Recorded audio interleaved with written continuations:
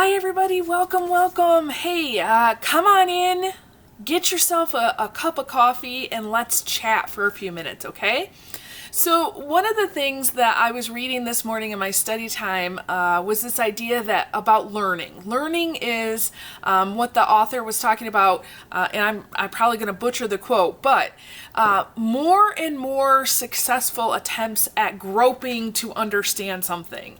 And I thought, man, that is so true, right? I mean, think about that. A baby who's learning how to walk, they're really just groping through understanding things like, balance and coordination, right? A little kid trying to learn how to ride a bike without training wheels, just groping to figure out, how do you make your body move? How do you balance? How do you have speed, right?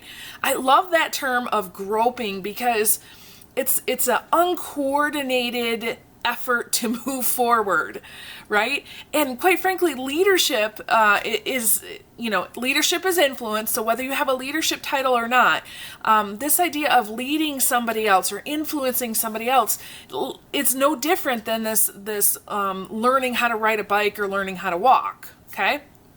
So I want to be real with you and tell you about my very first leadership experience. Quite frankly, as I look back on it, I knew nothing, okay? I thought I did, right? I was very confident, very unaware that I didn't know, but I was confident, right? I thought, hey, they hired me for this. I've got this degree. I'm sure I know what I'm doing, right? And quite frankly, I really rushed into things. Okay, so I thought it's my job to, hire people right off the bat.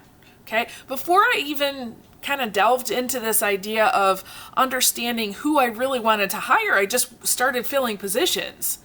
I thought, it's my job to just build. And so I was a school administrator. I came on to this childcare center and we had 2 staff members and 8 kiddos when I came on. And we grew it to 125 kids and, 25 staff members. And yeah, we did a lot of building, right? We were building programs. Now, I never stopped to think about, is this something that we should do, or how could we do this, or even timing. I just said, okay, come on, let's go, right? And I was all about the results. Because you see, I thought that they had hired me for this position, and it was a sprint, right? See, I made a lot of mistakes. And I think that that's pretty characteristic of anybody who's in any sort of leadership position, right? You make mistakes. But my mistake was really denying that I made any mistakes. I mean, think about that. I denied that I made those mistakes. So I was very arrogant, and I was, I guess if you can, I don't know if this is a real term, but I was an unaware groper. Okay, not groping a person. That's not what we're talking about, but I didn't realize that I didn't know what I was doing, but I was on this process of learning and kind of making one mistake to another, right? And so as I've really reflected on not just that, but had very different experiences since then. I've learned a ton. I've worked with mentors, especially John Maxwell. He's my buddy. He's my guy. Learned a ton about leadership and just, delved into books on leaders and really made leadership not just the idea, but the practice of it, something that's important in my life. And I've had the opportunity, the pleasure really, to support hundreds, if not thousands of leaders in their own growth. And the one thing that I can tell you is that, you got to find a balance, a harmony between thinking and doing, especially when you're a new leader, okay?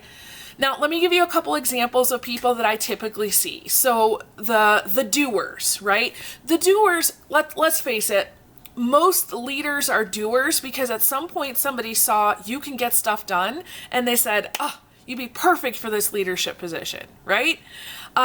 However, the doers, they tend not to think first, right? So much like I was in that first position, you make a lot of mistakes.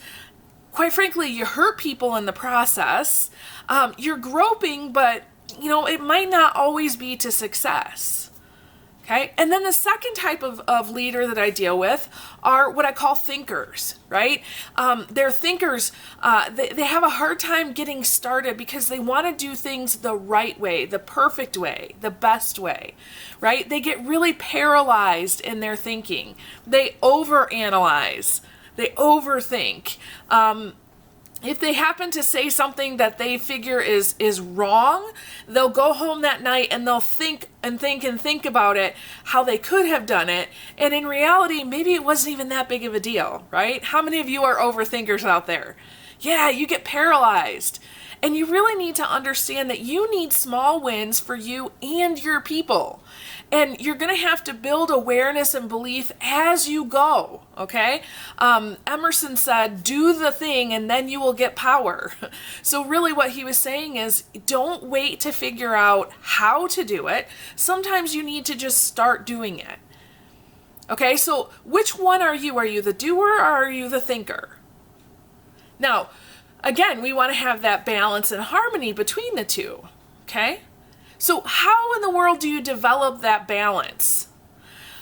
So I will be honest with you, it really takes years of learning, working with mentors, experiencing different things, doing experiments and reflecting. Honestly, I've had all of that, and plus coming into groups where I could really share, hey, here's my win, or here's my fail, right? So group support. And if you're ready for something like that, for an experience like that, please join our Empowered Leaders membership group. I'm going to leave all the information in the comments or description for you. But I really just wanted to share this idea of the balance and harmony between doing and thinking with you today. So if you're ready to have the real discussion and really kind of see how does that play out with you, please join us in the Empowered Leaders group, because that is a group that really, that it's geared, it's designed just for you, okay? All right, so maybe you're not a new leader, right? Maybe you've been around for a while. You are what I call a little more seasoned, okay? But how are your people doing? Okay? How are your people doing with this idea? Thinkers, doers?